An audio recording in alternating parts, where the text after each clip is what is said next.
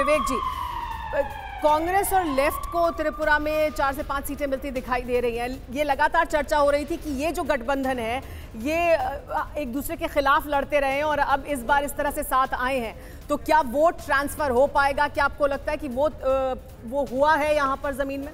नहीं, vote transfer वाला जो एक पहले एक एग्जांपल उत्तर प्रदेश का था, जब सपा और बसपा ने इसी तरह का टाई अप लोकसभा में किया था, which did not work out. लेकिन यहाँ ऐसा इसलिए नहीं होगा क्योंकि एक तो आप देखिए 43 सीट्स पे लेफ्ट लड़ रहा है, 13-14 सीट पे कांग्रेस लड़ रही है, तो वो जो क्लैश की आप बात कर रहे हैं, वोटर्स के जो ट्रेडिशनली एनिमीज रहे हैं, वो यहाँ पे वो चीज़ नहीं होगी। और अभी जैसे ही आप देखेंगे कि ये बैलेट वाला सिस्टम खत्म होगा, रुझान बिल्कुल रिवर्स में आपके जाएंगे। एंटी इनकम्बेंसी हमारे हिसाब से स्ट्रांगली अभी आएगी।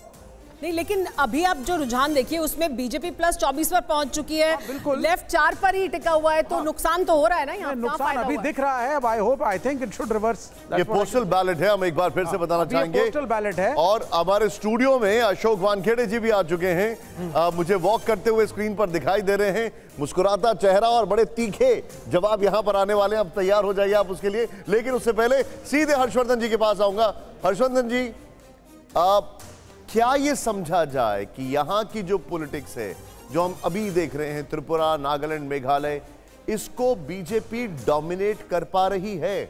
मैं बड़ा डायरेक्ट सवाल पूछ रहा हूं। निश्चित तौर पर निशान जी। और देखिए, यहाँ मेघालय को अगर छोड़ दें तो भारतीय जनता पार्टी की जो रणनीति रही है वो बहुत शानदार रही। मेघालय में कोनराड संगमा को छोड़ना उन्हें साफ साफ दिख रहा है कि बहुत काम नहीं किया है। लेकिन त्रिपुरा और नागालैंड, इन दोनों जगहों पर। हर्षवर्धन जी एक मिनट, अगर मैं एनपीपी की बात करूं, उन्होंने उन्हीं के वाइस प्रेसिडेंट को अरेस्ट करवा दिया। नहीं, लेकिन उसके आगे है कि सब के बाद वो कह रहे हैं कि जाएंगे हम बीजेपी के ही साथ। अभी दोनों के बीच का गठजोड़ टूट चुका है, दोनों अलग अलग चुनाव लड़ रहे हैं। उसके बावजूद मेघालय में वो कह रहे हैं कि जब कोनराड संगमा जीतेंगे तो जाएंगे भाजपा के साथ। लेकिन त्रिपुरा और नागालैंड जैसे राज्य में भारतीय जनता पार्टी का इस तरह से ताकतवर होना, ये बहुत बड़ी खबर आ रही है। माफ कीजिएगा, रोकेंगे आपको हर्षवर्धन त्रिपाठी जी। बड़ी खबर बता देते हैं दर्शकों को अपने। त्रिपुरा में रुझानों में बीजेपी बहुमत की ओर बढ़ती हुई दिखाई दे रही है। पोस्टल बैलेट के रुझान है ये, एक बार फिर आपको साफ कर दें, पोस्टल बैलेट के रुझान में बीजेपी बहुमत की ओर बढ़ती दिखाई दे रही है। त्रिपुरा में 28 सीट तक पहुंच चुके हैं बीजेपी प्लस, लेफ्ट 4 पर, टीएमसी 3 पर और टीएमपी, माफ कीजिएगा, त्रिपुरा मोटा 3 पर, टीएमसी के खाते में कुछ नहीं और अन्य के पास 2। त्रिपुरा में रुझानों में बीजेपी साफ तौर पर बढ़त बनाती हुई दिखाई दी है। और हर्षवर्धन त्रिपाठी जी जो आप कह रहे थे उसी को अगर आगे लेकर जाएं, हमारे साथ अशोक वानखेड़े जी जुड़ गए हैं कि बीजेपी ने पूरी तरह से क्या रिप्लेस किया है कांग्रेस पार्टी को? कांग्रेस पार्टी की जो प्रेजेंस थी नॉर्थ ईस्ट में, अगर हम बड़ी तस्वीर की बात करें, जिस तरह के अभी भी रुझान दिखाई दे रहे हैं, जिस तरह की उनकी प्रेजेंस है वहां। नॉर्थ ईस्ट की बात करें तो ये जो छोटे छोटे राज्य है, बाय एंड लार्ज हमेशा केंद्र के साथ रहते आए, हमने देखा। लेकिन त्रिपुरा का एक ऐसा एक केस है जहां मुझे लगता है वाकई बीजेपी ने अपनी ज़मीन ढूंढी है। वहां पे सेंटर में बीजेपी है, इसलिए त्रिपुरा नहीं है। त्रिपुरा में जो कास्ट कॉम्बिनेशन भी है, वहाँ बाकी जगह 80-20 का माने तो यहाँ 20-80 का मामला है। ऐसे में लेफ्ट को पूर्ण रूप से यदि त्रिपुरा में वहाँ रिप्लेस करती है बीजेपी, पिछली बार रिप्लेस की और इस बार फिर से रिप्लेस यदि करती आई है, तो एक बात तो तय है। आपकी जगह इस वक्त तस्वीर बता देते हैं जो रुझान है उसमें त्रिपुरा में बहुमत मिल गया है बीजेपी प्लस को, 33 तक पहुंच गई है। ये पोस्टल बैलेट के रुझान है, ये जरूर हम बता दें। मुझे निशांत कह रहे हैं कि ये जरूर बताते रहिए, ये राइडर साथ में लगाते रहिए कि ये पोस्टल बैलेट के रुझान है जी। देखिए, हाल के दिनों में पोस्टल बैलेट से बहुत बड़ा परिवर्तन नहीं होता, ये ठीक बात है कि अभी पोस्टल बैलेट है, अभी इंतजार करना चाहिए।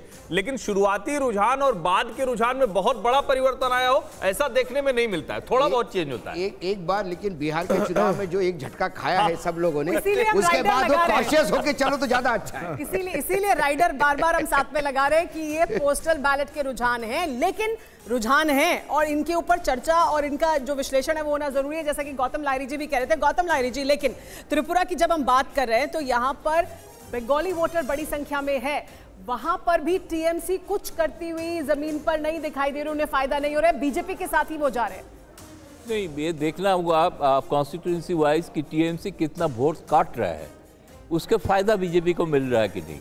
दूसरी बात एक है, लेफ्ट और कांग्रेस का जो तालमेल, जो बंगाल में जो एक्सपेरिमेंट हुआ था वो सफल नहीं हुआ था, कारण नीचे दौर पे जो कैडर है वो कभी वोट ट्रांसफर नहीं करते हैं। नेता का डाइग्रेस करूंगा, मेरे पास एक अभी सर्वे का एक सवाल आ रहा है। हम दोनों चीजें दिखा रहे हैं, ये बहुत अच्छी एक प्लेटर लेकर आए हम आपके पास, जहां पर इलेक्शन भी है और देश का मूड भी है। Gautam sir please go ahead. हाँ, मैं ये बोल रहा हूँ कि क्योंकि नेता का वो यूनिटी होता है, मोर्चा हो जाता है, लेकिन नीचे जो कैडर है, जो लेफ्ट का जमाने में उनको झेलना पड़ा, वो भूलते नहीं है।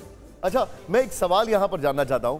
गौतम सर, दीपक सर, एक चीज मुझे बताइए, क्या ये 3 राज्य सिर्फ उस स्पेक्ट्रम से मैं नहीं देख सकता हूं कि ट्राइबल्स को लेकर बीजेपी कितना कामयाब हुई या नहीं हुई? हाल के दिनों में उसने जो एक्सपेरिमेंट्स किए, जो रणनीति बनाई, या 2024 को लेकर जो उसके मन में चल रहा है ट्राइबल्स को लेकर, उस स्पेक्ट्रम से ये तीनों राज्य बीजेपी के लिए बहुत जरूरी है। क्या आप इस असेसमेंट को मानेंगे? देखिए, बिल्कुल, सिर्फ ये 3 राज्य नहीं, पूरा नॉर्थ ईस्ट ही ट्राइबल है, असम को छोड़ के। नहीं, लेकिन क्योंकि चुनाव है इसलिए मैं पूछ। जी, तो ये ट्राइबल्स ने बीजेपी को क्यों अडॉप्ट किया, अगर आपको ये भी सोचना पड़ेगा, क्योंकि देखिए, जैसे मैंने बोला, हर राज्य का अलग मुद्दा है। आपको रोकने के लिए माफी, लेकिन अगर यहां पर बीजेपी जीत रही है तो क्या ये मैं पैन इंडिया मानूं कि एक मूड बनता जाएगा कि ट्राइबल बीजेपी को अडॉप्ट कर रहे हैं?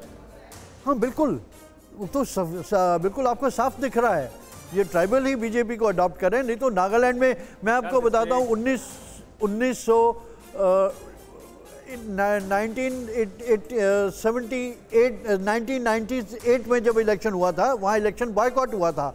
उस टाइम भी बीजेपी लड़ी थी, क्योंकि और कोई पार्टी ने इलेक्शन नहीं लड़ा था कांग्रेस के अलावा, तो 3 सीटें उस टाइम भी बीजेपी जीती थी।